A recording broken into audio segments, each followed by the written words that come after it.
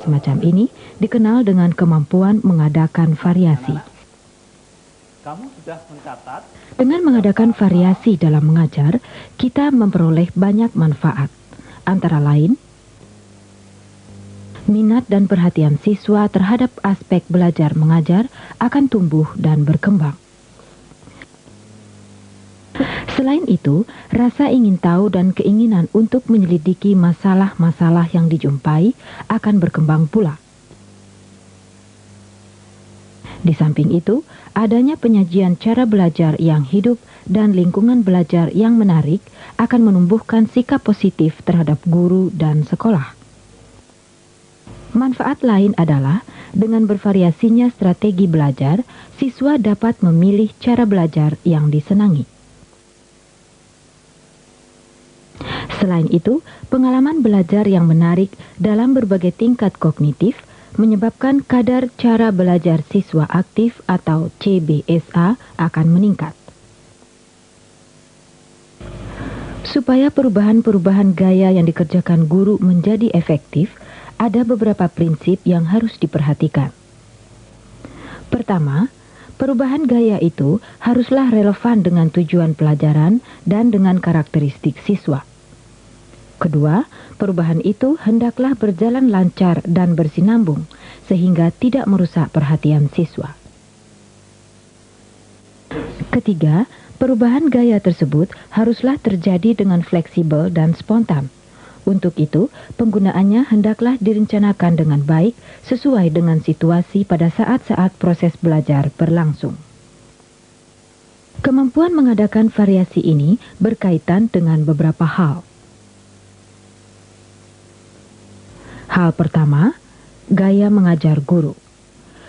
Perubahan gaya mengajar guru yang efektif dapat memusatkan perhatian siswa dalam belajar. Kedua, media dan bahan pengajaran. Penggunaan berbagai macam media dan bahan pengajaran yang dirancang dengan tepat dapat membantu siswa belajar secara efektif. Ketiga, pola interaksi dalam kelas. Usaha melibatkan siswa secara aktif dalam berbagai tingkat kognitif yang sesuai akan membuat hasil belajar lebih bermakna. Untuk memperjelas hal ini, ikutilah adegan berikut. Anda akan melihat beberapa contoh cara mengadakan variasi dalam mengajar. Jadi masih ada perbedaan, ya. Yang bernama Jimbo itu gajahnya dan yang bernama Jeffy zebranya. Mereka mempunyai perbedaan antara keduanya. Si Jimbo badannya besar, sedang si Jeffy lehernya panjang. Telinganya Jimbo lebar, sedang si Jeffy lain, agak kecil. Ini perbedaannya.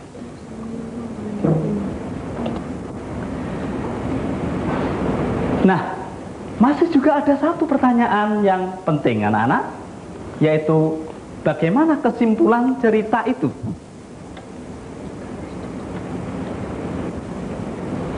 Gajah memiliki badan yang besar sekali. Si Jeffy memiliki leher panjang. Jeffy dan Jimbo ini saling hidup rukun antara satu dengan yang lain. Si Jimbo juga demikian. Dengan badannya yang besar, belalainya yang kuat, ia membuat jembatan, minum air. Setelah itu, air itu disemprotkan ke pohon-pohon itu. Coba sekarang pikirkan dahulu, siapakah kira-kira yang bernama Jimbo dan siapa pula yang bernama Jeffy? Perhatikan dulu. Ada yang lain barangkali? Jadi mengenai himpunan siswa dalam kelas ini, jadi relasi pada himpunan siswa, Yatno anggotanya tersebut, Febri, Ismail, Agung, Dia, Wiwi, Citra, apa namanya?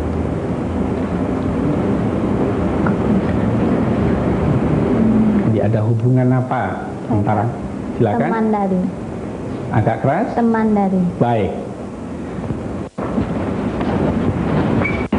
Coba perhatikan dua himpunan yang ada pada papan ini. Himpunan A, himpunan B.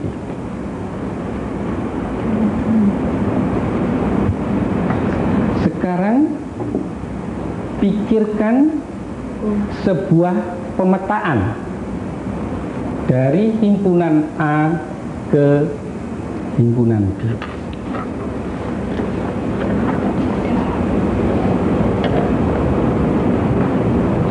Relasinya bagaimana? Pikirkan sendiri, pilih sendiri.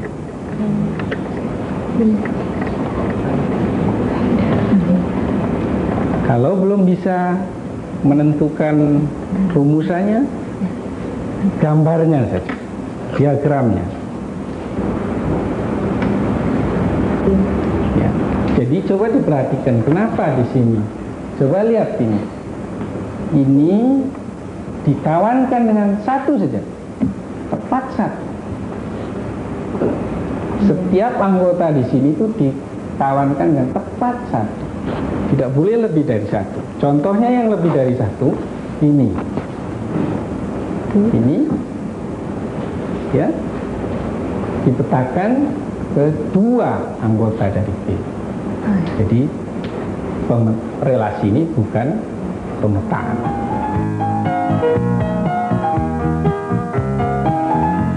Nanti ada beberapa pertanyaan dari Pak Guru dan kamu harus menjawab dengan cermat. Baiklah, sekarang pelajaran ini kita mulai ya anak-anak. Dengarkan dengan cermat rekaman ini. Di tepi sebuah hutan di Afrika, hidup seekor gajah yang baik hati bernama Simlu. Dia disukai oleh setiap binatang teman-temannya. Jadi, kalau dapat kita lihat kesimpulan atau definisi tentang pemetaan, coba itu baca itu Agung. Pemetaan dari himpunan A ke B adalah relasi yang mengawankan setiap anggota A dengan tepat satu anggota B. Perhatikan warnanya. Di sini pembuluh nadi itu warnanya, pembuluh nadi paru-paru warnanya sama dengan pembuluh balik besar. Pembuluh balik paru-paru sama dengan warnanya aorta. Itu perhatikan. Bapak nanti akan menanyakan apa sebabnya demikian, ya. Sebelum itu perhatikan lagi pada gambar.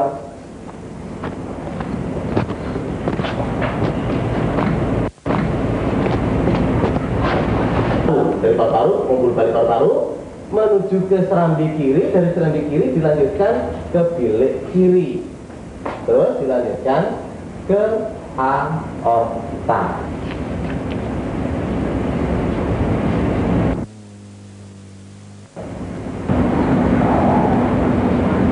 Ya, coba tulis ya, diangkat ya supaya temannya semua melihat. Kalau diafragmanya ditarik, apa yang terjadi?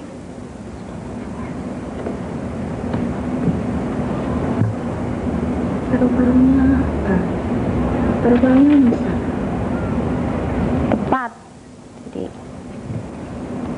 paru-parunya membesar pada saat diafragma itu ditarik. Serum anti A, berarti serum ini menggumpalkan aglutinogen A. Sedangkan yang kedua yang warnanya kuning ini serum anti B, berarti serum yang menggumpalkan aglutinogen B. Ini menekankan di aglutinogen sama aglutinin. CC? Karena Ini yang diberi serum anti A tadi darahnya menggumpal. di dalam hubungan juga kedua-duanya Diberi Serum anti B darahnya menggumpal, berarti mengandung aglutinogen B. Jadi darahnya golongan B.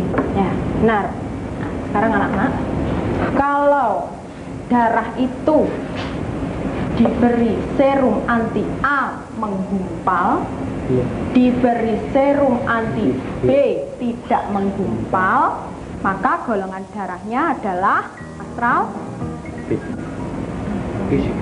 Golongan A. golongan darahnya A.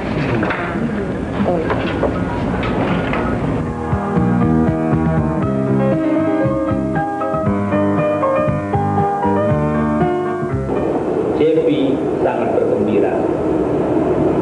Sesungguhnya kau ini anak pandai, Jimbo, kata Cepi memuji temannya. Kemudian mereka berdua menyeberang sungai lewat jembatan yang dibuat oleh Jimbo.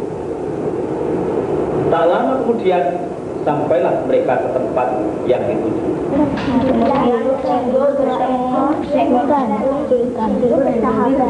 sebuah hutan, Jinggo dan Cepi itu bersahabat ini di suatu tepi hutan di Afrika. Waktu Jinggo bermain-main, Jinggo bertemu dengan seekor. Bibi mau melemah lagi? Ya, silakan.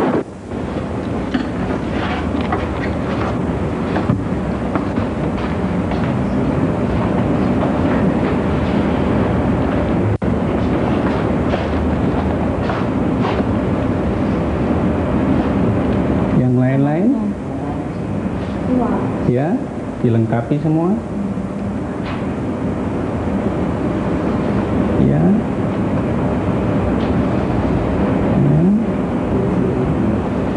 Ya.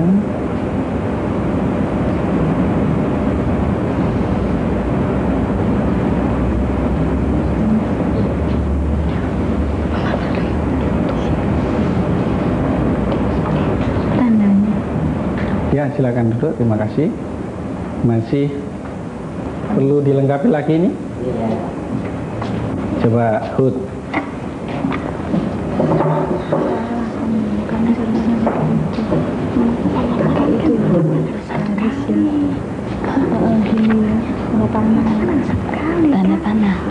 Mulai dari S itu, S teman dari, nah, kemudian teman dari Secara tunggal ya. Dan saya. Satu aja. Pemetaan itu yang pertama. Ya sudah. Ya. Secara tunggal. Jadi coba perhatikan sebentar diagram ini. Tadi Hud melengkapi S itu dipasangkan dengan setiap anggota dari himpunan S ini. Mengapa? Kecuali S sendiri. Mengapa? Karena S ini teman dari semua, teman dari Hud, teman dari Febri, juga teman dari Ismail, semuanya. Kecuali dirinya sendiri tentunya. Ya.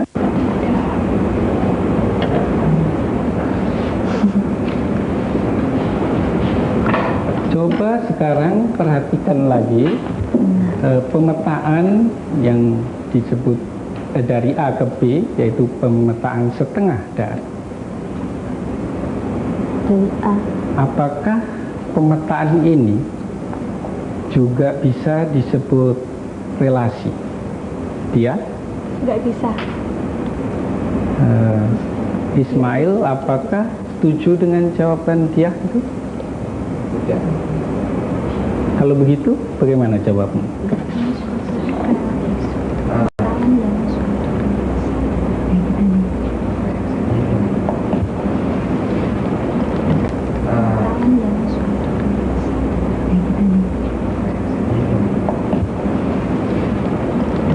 Apakah pemetaan ini juga bisa disebut relasi? Coba dia, bagaimana? Karena apabila kalau relasi dari himpunan A dapat dipetakan berapa kali ke himpunan B, sedangkan untuk pemetaan hanya satu kali dipetakan ke himpunan B dari himpunan A. Benarkah jawab dia ini, Citra? Dapat Citra memberi penjelasan? Karena setiap pemetaan ialah merupakan suatu relasi atau hubungan. Jadi kalau begitu, itu adalah suatu relasi dan suatu pemetaan. Tepat sekali.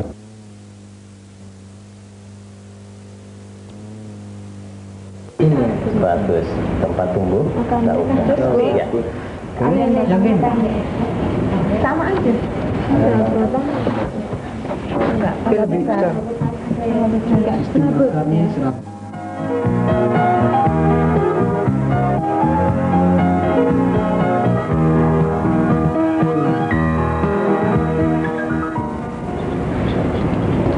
Selamat pagi anak-anak.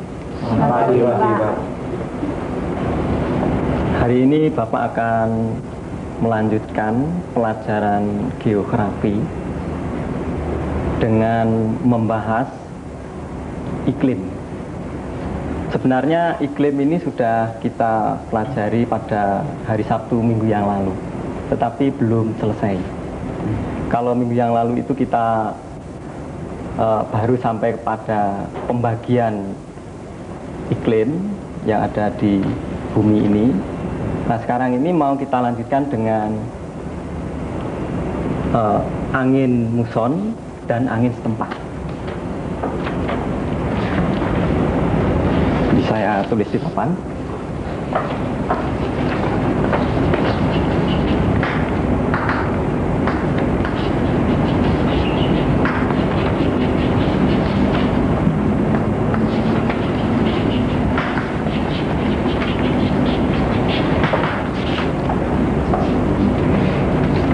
Sebelumnya saya ingin melihat apakah anak-anak belajar di rumah tentang pelajaran yang pernah Bapak berikan hari Sabtu yang lalu.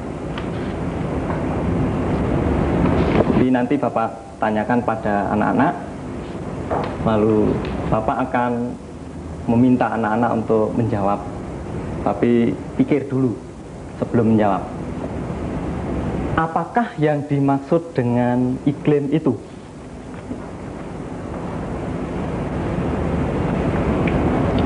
Siapa yang bisa menjawab? Angkat tangan. Ya.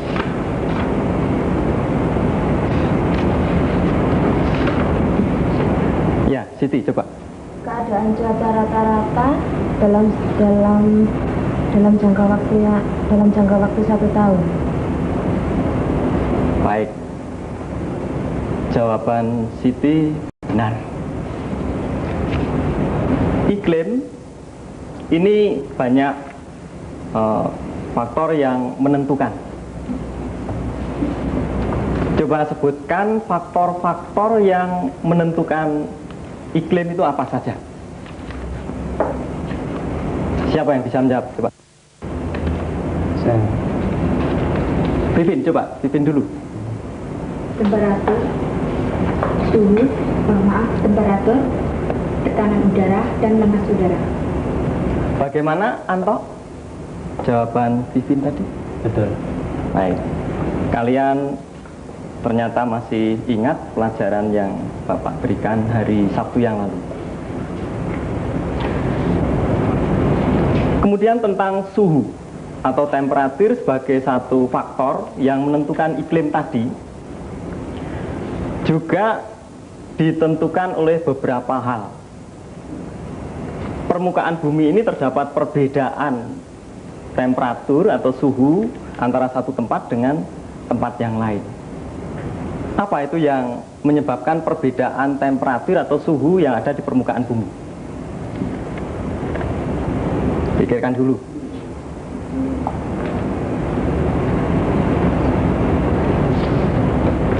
Siapa yang bisa?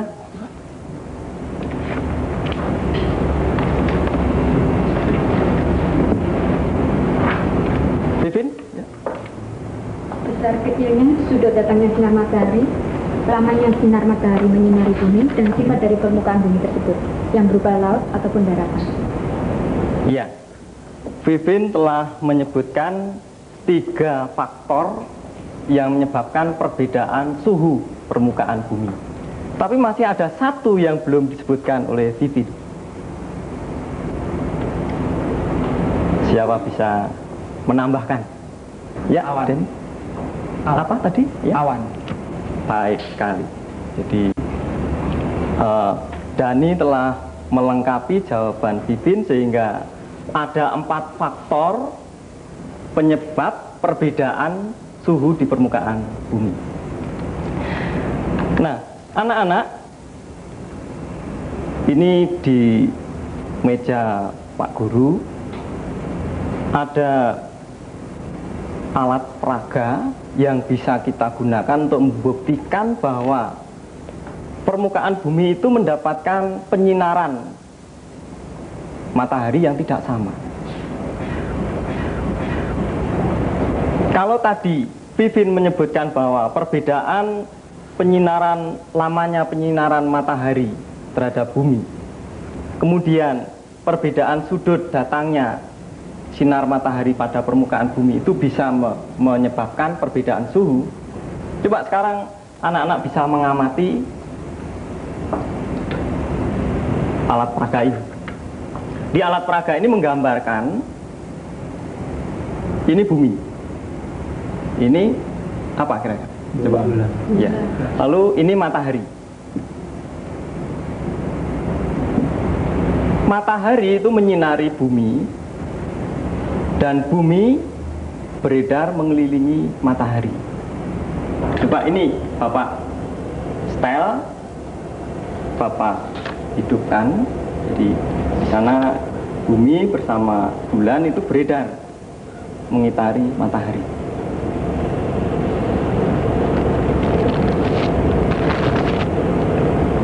Gerakan perputaran bumi bersama bulan mengelilingi matahari itu disebut revolusi bumi. Nah, setelah anak-anak melihat ini, coba dari sana dilihat ya. Bumi berputar pada porosnya yang disebut rotasi tadi, tetapi bersama-sama dengan bulan itu mengelilingi matahari pada bidang ekliptika. Kedudukan bumi terhadap matahari pada bidang ekliptika ini membentuk sudut yang tetap. Oleh karena itu, jatuhnya sinar matahari pada bumi itu setiap 6 bulan sekali itu berubah. Jadi kalau kita lihat itu kadang-kadang matahari itu seperti di sebelah utara, tapi kadang-kadang juga di sebelah selatan. Nah, itu sebenarnya disebabkan oleh letak bumi terhadap matahari. Nah, kelas ini akan Bapak bagi menjadi 2 kelompok.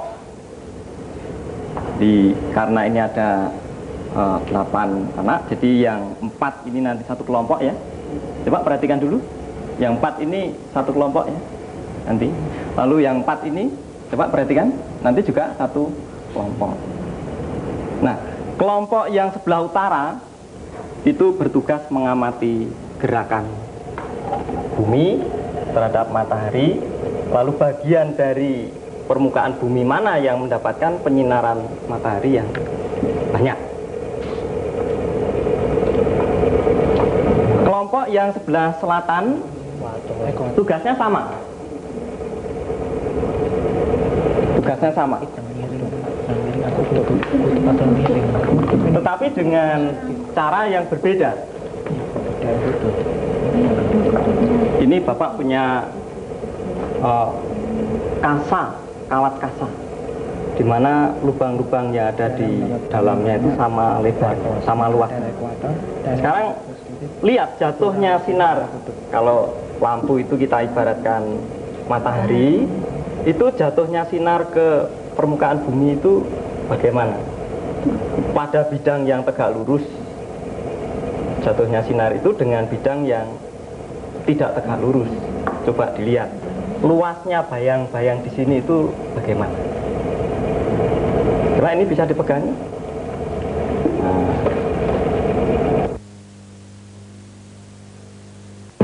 Bagaimana, sudah bisa menemukan jawabannya tadi? Bidang mana yang mendapat penyinaran banyak? Yang tegak lurus ini. Coba tunjukkan di mana? Daerah ekuator. Di ini ya. Lalu yang mendapat penyinaran sedikit? Daerah kutub. Mana? Kutub ini utara,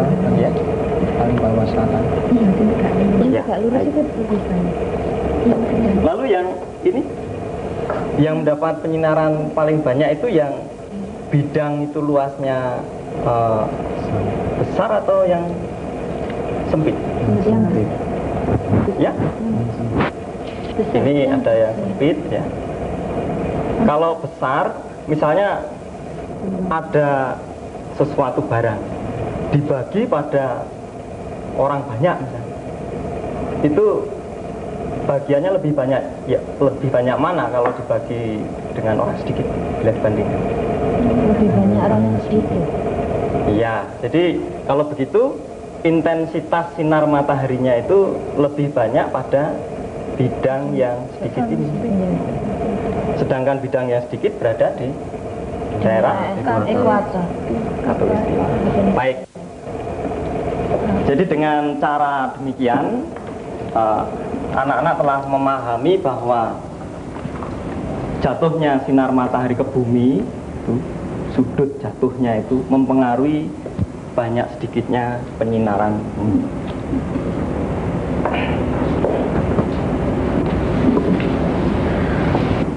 Kita lihat gambar di papan tulis ini.